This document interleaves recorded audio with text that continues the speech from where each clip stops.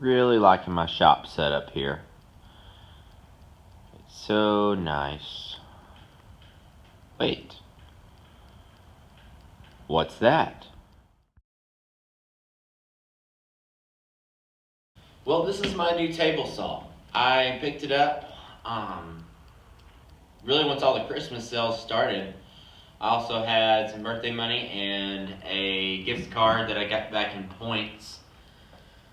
And so basically I got this, what was a $500 table saw for right at $200. So that's pretty awesome.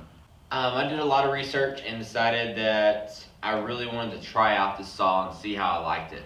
The best thing about it is it's got the DeWalt style fence. It has a 35-inch rip capacity, which is going to be awesome for doing cabinetry work on the job site like I do.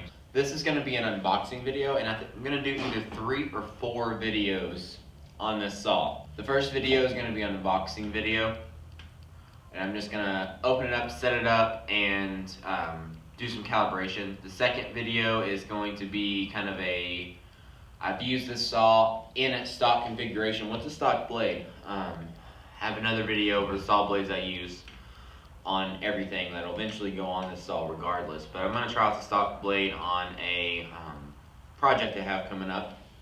See how it goes. The third video is going to be a comparison between my old table saw. If it warrants it, I will do a 4th video just on how to calibrate and adjust this saw for accuracy. Because I saw a few things on YouTube where guys were saying it didn't have this adjustment or that adjustment, and it actually does have those adjustments, so hopefully clear up some of those questions. Alright, let's get started. Another box! Yay!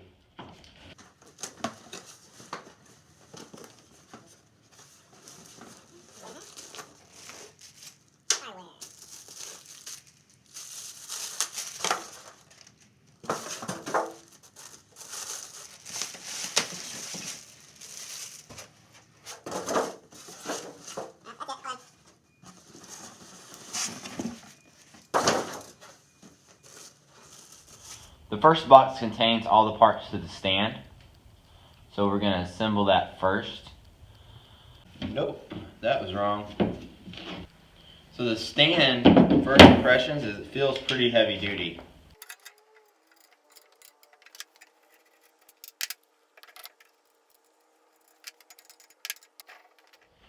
I flipped the base over just to make it a little bit easier to see what I'm doing. So we got the wheels attached. Now this is basically the hand truck part of it. The instructions on this are very lacking.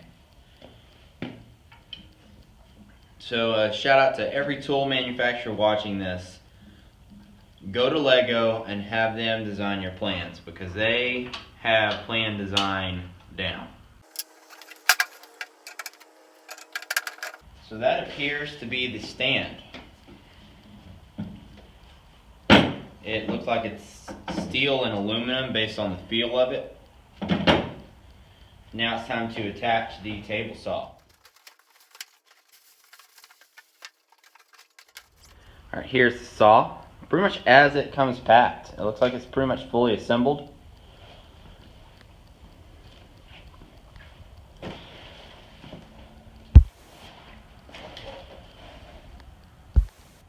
Adjustments there, cord wrap.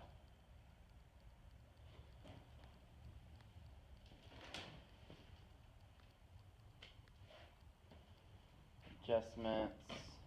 You know what? The one thing I'm not seeing is where the miter gauge goes. Now we have to attach this to the stand.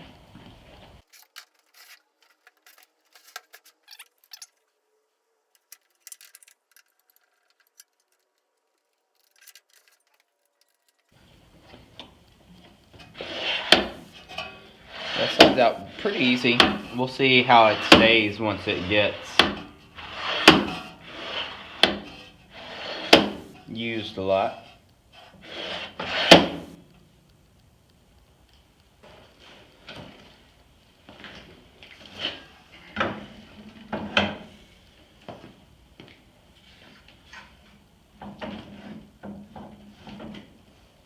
Now the stand wouldn't be impossible to retrofit for other tools. Most of the time you just mount a little 1/2 inch sheet of plywood to it, and then you can mount whatever you want to on that. Alright, so you can see you got holes here. It lines up with that, fits in place.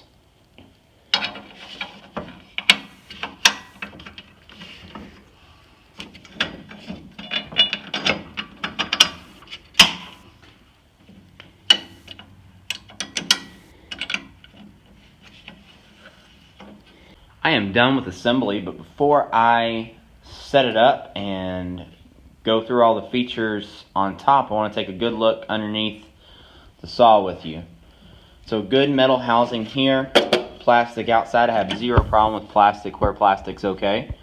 And right here's plastic. There's a very, very tight wing nut right there. This is a little blast gate for whenever you are not using dust collection. This guy will clog up. It does on my old saw as well. It clogs up, so you open this guy up and it lets the dust shoot off the side. I like using dust collection, so I'm not too worried about that. I like how everything in here appears to be made out of metal. This, your bevel gauge is gear driven and not slide driven, so you can dial it in, lock it in place with nice metal teeth right there. And then good power cord coming out. I like how, this is a nice little thought, power cord's here, it's actually locked down right there, so as you're tugging on this, you're tugging here, not pulling it loose from the connections inside.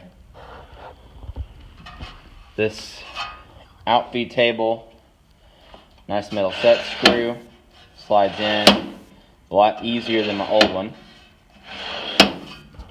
You can just tighten that down to keep it in place.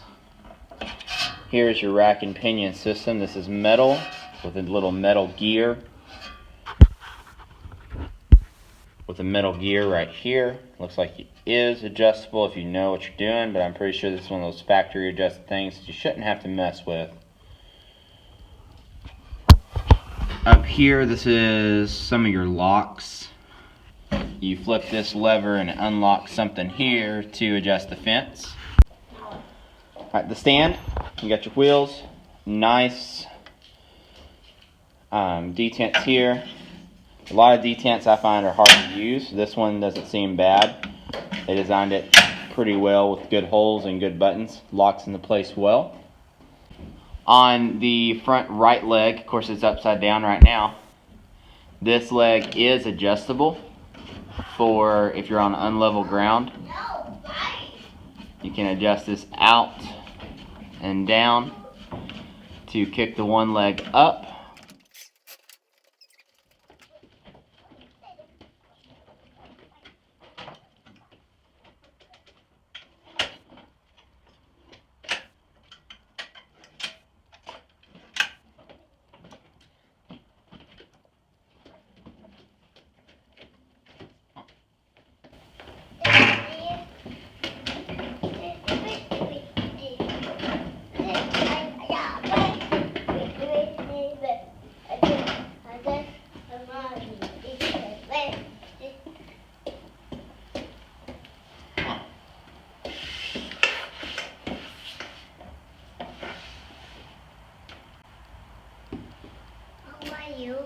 I love you too.